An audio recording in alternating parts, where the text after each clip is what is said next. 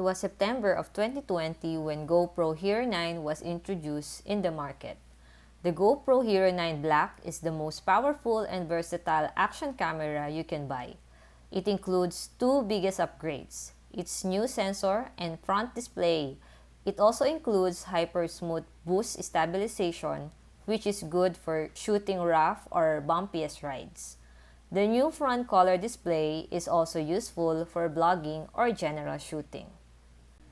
When you buy the GoPro Hero 9, it includes the following: one black case, the GoPro, USB-C charging cable, one battery, one single mount, one single plate curve, and one screw. For physical display, it includes 1.4-inch color display on the front, a larger body to house its bigger battery, and a larger rear 2.27-inch rear touchscreen.